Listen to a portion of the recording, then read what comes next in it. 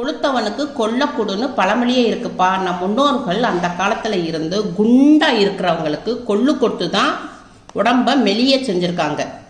அதனால் கொள்ளு சாப்பிட்டா உடல் எடை வேகமாக குறையும்பா. இன்னைக்கு கொள்ளு வச்சு தான் வெயிட் லாஸ் பூண்டு கொள்ளு தோசை செஞ்சு காட்டுறேன். பூண்டில் நிறைய மருத்துவ குணம் இருக்குப்பா. ப்ரெஷர் உள்ளவங்களுக்கும் சுகர் பேஷண்ட்டுங்களுக்கும் இந்த பூண்டு சாப்பிட்டா உடம்புக்கு ரொம்ப நல்லதுப்பா. கேஸ் ட்ரபிளையும் போக்கும், கொலஸ்ட்ராலை நல்லா கண்ட்ரோல் பண்ணுப்பா. இப்போப்பா நான் ஒரு 1/4 கிலோ கொள்ளு எடுத்திருக்கேன். இதில் அளவு எடுத்துக்கோங்க, அளவு மெயினாக வேணும். இதில் நான் ஒரு 1/4 கிலோ கொள்ளு இந்த கப்பில் போட்டிருக்கேன். இது 1 கப்பு வந்திருக்கு. கொள்ளு எடுத்த அதே கப்பில் நம்ம 1/2 கப்பு அரிசி போட்டுக்குருவோம். நான் சாப்பாட்டு அரிசி போட்டிருக்கேன்ப்பா. நீங்கள் இட்லி அரிசி மாவு அரிசின்னு இருக்குது, அந்த அரிசி போட்டுக்கோங்க. அதே கப்பில் 1/4 கப்பு உளுந்து எடுத்துக்கிடுவோம். 1 ஸ்பூன் வெந்தயம் போட்டுக்கிடுவோம்ப்பா. இப்போ இதை நம்ம ஒரு 8 மணி நேரத்துக்கு ஊற வைக்கணும். தண்ணி ஊற்றிக்கிடுவோம். இதை நல்லா கழுவிட்டுப்பா நம்ம 8 மணி நேரம் ஊற வச்சுக்கிடுவோம். இப்போ 8 மணி நேரம் ஆயிடுச்சுப்பா, நல்லா ஊறிச்சு. இதை நம்ம ஒரு மிக்சி ஜாரில் போட்டுக்கிடுவோம். இப்போப்பா நான் பாதி இது நான் ஜாரில் போட்டிருக்கேன், மிக்சி ஜாரில் போட்டிருக்கேன். இதை உங்களுக்கு கொஞ்சம் தண்ணி ஊற்றிக்கிடுவோம். இதை உங்களுக்கு அடித்து கொண்டு வரேன். அடுத்தது இதை அடித்து முடித்த பிறகு இதை அடிச்சுக்கிடுவோம். அரைச்சாச்சு, மிக்சியில் நல்லா அரைச்சாச்சு. பாருங்கள், நல்லா இப்படி தோசை மாவு பதத்துக்கு நம்ம நல்லா அரைச்சிருக்கோம். இப்படி இருக்கணும். நல்லா தண்ணி ஊற்றி தான்ப்பா அரைச்சிருக்கு. உங்களுக்கு நீங்கள் பார்த்து ஊற்றி அரைச்சிக்கோங்க. பாத்திரத்தில் இதை மாற்றிக்கிறோம்.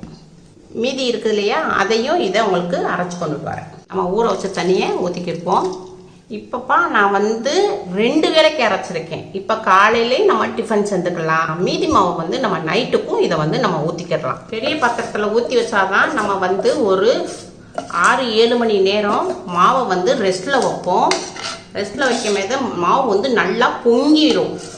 அதனால் பொங்குச்சுனாக்கா உங்களுக்கு மாவு ஃபுல்லாக கீழே சிந்திடும். அதனால் நம்ம பெரிய பாத்திரத்தில் மாவை எடுத்து வச்சுக்குவோம். இப்போ மாவுக்கு தேவையான அளவு உப்பு போட்டுக்கிடுவோம். இது வெயிட் லாஸ் காண்டி பிங்க் சால்ட் போட்டிருக்கேன்ப்பா. இப்போ இதை எல்லாத்தையும் நல்லா மிக்ஸ் பண்ணிக்கிடுவோம். இப்போ நம்ம மூடி போட்டு மூடிடுவோம். இப்போ நம்ம ஒரு 6 மணி நேரத்துக்கு மாவை ரெஸ்ட்டில் வச்சு மாவை பொங்க விடுவோம்.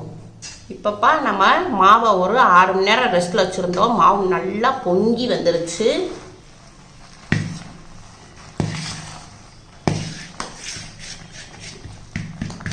இப்படி எல்லாத்தையும் நம்ம பொங்கி வந்த மாவை இப்படி கரண்டி வச்சு நல்லா மிக்ஸ் பண்ணிக்கிடுவோம்.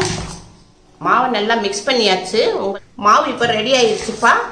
கொள்ளு தோசைக்கு பூண்டு சட்னி செஞ்சு காமிக்கிறேன். இப்போப்பா கேஸ் ஆன் பண்ணியிருக்கேன். ஒரு இரும்பு கடாய் வச்சுருக்கேன். கொஞ்சம் சூடாகட்டும். சட்டி கொஞ்சம் சூடாகிடுச்சு. 1 ஸ்பூன் நல்லெண்ணெய் ஊற்றிக்கிடுவோம். ஒரு 5 மிளகாய் வத்தல் போட்டுக்கிடுவோம். ஒரு 20 சின்ன வெங்காயம்ப்பா தோல் உரிச்சு வச்சுருக்கேன், இதையும் போட்டுக்கிடுவோம். ஒரு 20 வெள்ளைப்பூண்டு, இதையும் உரிச்சிருக்கோம், இதையும் இதில் போட்டுக்கிடுவோம். ஒரு கிளறிக்கிடுவோம். வதக்கியாச்சு. 3 மீடியமான தக்காளி, தக்காளியையும் இதில் நறுக்கி போட்டுக்குவோம். இதை ஒரு வதக்கிடுவோம். இப்போப்பா இப்போ உங்களுக்கு நல்ல வெங்காயம், பூண்டு, தக்காளி எல்லாம் நல்லா வதங்கிருச்சு. கொஞ்சம் பெருங்காயப்பொடி போட்டுக்குவோம்.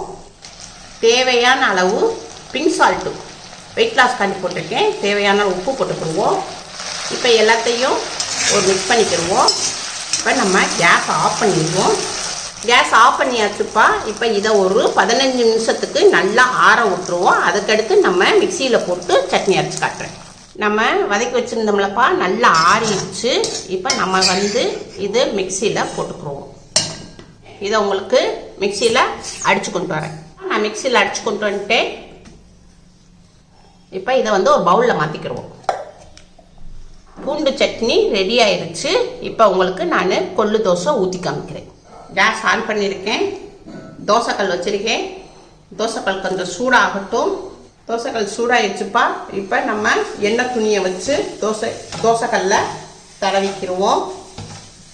இப்போ உங்களுக்கு தோசை ஊற்றி காமிக்கிறேன்ப்பா. இப்படி நல்லா மெல்லிசாக மெதுவாக அப்படியே பரப்பணும்.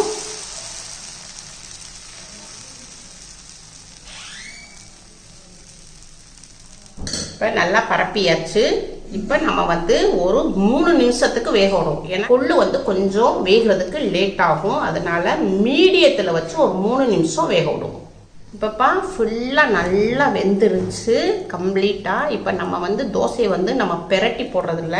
இது மேலேயே நம்ம அரைச்சிருக்கோம் இல்லையா, இந்த பூண்டு சட்னியை மேலே ஃபுல்லாக நல்லா வெந்துருச்சுப்பா.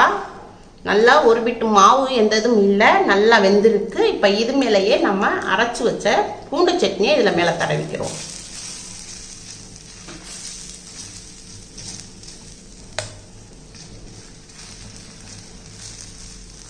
அவ்வளோதான், பூண்டு கொள்ளு தோசை ரெடி ஆயிருச்சு. இப்போ கேஸ் ஆஃப் பண்ணிடுவோம்.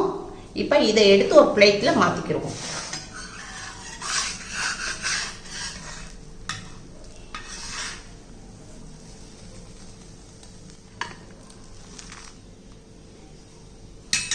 அவ்வளோதான்ப்பா, தோசை ரெடி ஆகிருச்சு உங்களுக்கு. இது உங்கள் வீட்டில் செஞ்சு பாருங்கள்.